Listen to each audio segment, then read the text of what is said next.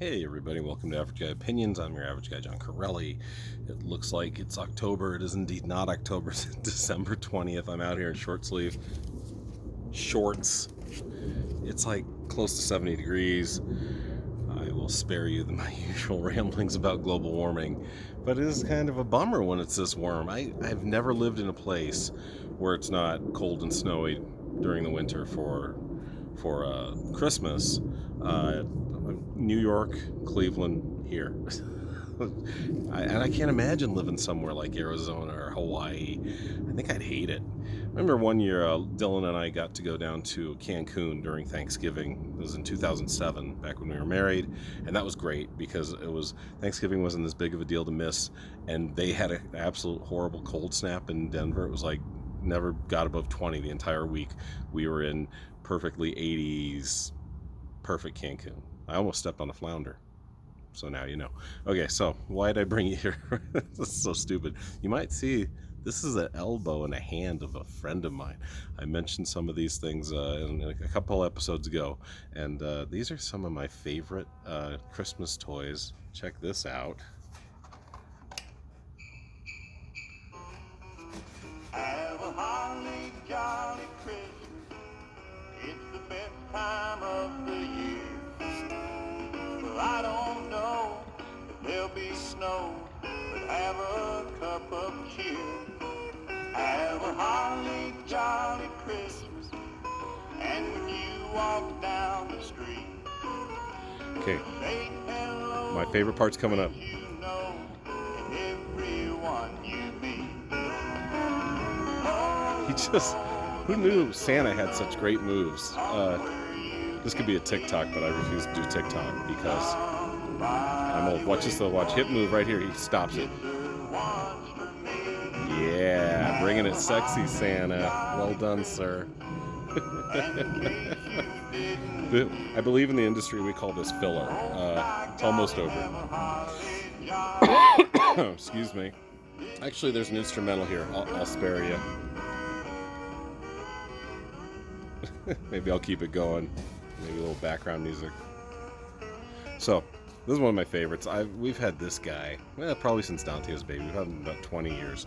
I'm not a country fan, but, you know, I could deal with Alan Jackson singing Holly Jolly Christmas. All right, I'm going to turn it off. And I want to tell you a little secret. Look at the secret I found out about Santa. So, his hat comes off, and when it does, he has a yarmulke. Santa's Jewish. Oh my. I'll cover it up with a cowboy hat. It's our little secret Santa. Secret Santa. All right. This is so stupid. It's the dumbest video ever. Well, no, I think you could argue I've made dumber. This I mentioned also. I love this little dude. I think we've had this probably about the same amount of time my parents have had him, probably around in the 90s, maybe for 30 years. He wasn't around when I was a kid. But I would have played with this for hours and hours because that's the type of brain you're dealing with, ladies and gentlemen. But this is the best thing ever. And I forgot, he has glasses. Can you see that? He has little glasses. And it just goes down to like this little house. It's a shoe-shaped house. I'm not sure what mother or old mother... Who had the shoe-shaped house? Mother Hubbard or Mother Goose? I can't remember. But it's a shoe-shaped house. And it's the cutest thing ever. Mom's got it on a plate, which actually makes a lot of sense because it was running out of balance, and so it would fall all the time. So she put it on a plate with some ribbons, a little holly. It's very, very festive, very cute. And Mom let me bring it down here, and I'll probably keep it until Christmas and bring it back up. I'll do this one more time because I love it so much. And I'm just a child, you know. You guys know from my videos when I'm not ranting, I'm a child. And I got a few other things. I'm going to try to stretch this out to 5 minutes and just talk about stuff. But I love this little dude, and I love Christmas. And I hope, you know, I'm also, just so you know, I am a happy holidays guy. I'm not going to force Christmas on anyone. I'm not going to force Chappie Chanukah on anyone. I'm fine with hearing Christmas. I'm fine with saying Christmas, but I'm also fine with happy holidays. You know, the school I work at, a lot of people have a lot of different beliefs. So, you know, as an atheist, I welcome them all. So there's that. That's cool. We have several of these, and luckily I was able to inherit a lot of them during the divorce or after the divorce. This is Dante and Logan. Looks like I have a hat. That'd be a cool hat, wouldn't it? That's Dante and Logan. Obviously 2010, so Dante's... Well, Dante sure doesn't look 12 there to me, but he must be 12. And Logan is 6? Yeah, just turned 6. Dante's about to turn 13. They're nearly 7 years apart. So yeah, and we got a lot of these with them as babies and toddlers and young kids on it. That's great. I like this too. I'm not super big into Scottish or British UK culture.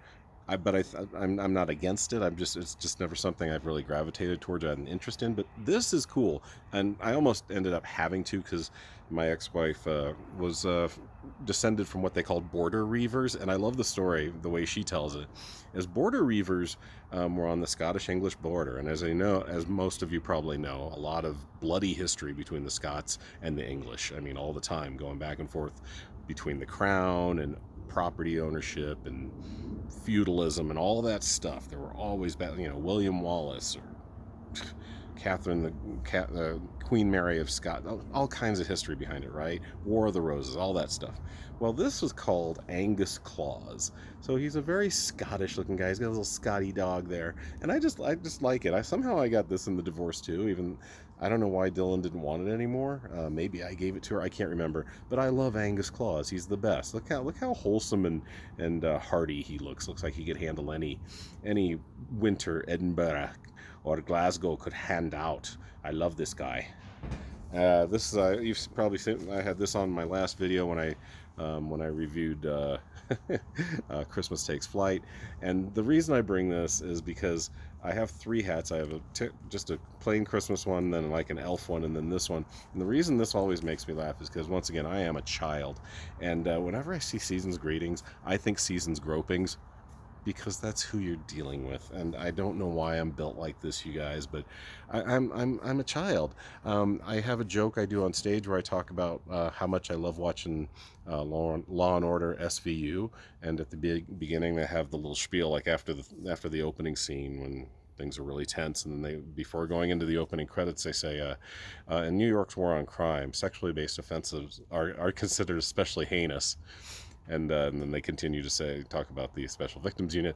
And every time they say heinous, I think anus. Anus-based sexual crimes. I'm a terrible person, but I make myself laugh. And then here is the coup de grace. I don't know how I'm going to fill 2 minutes. Actually, I can fill 2 minutes because he will start a story.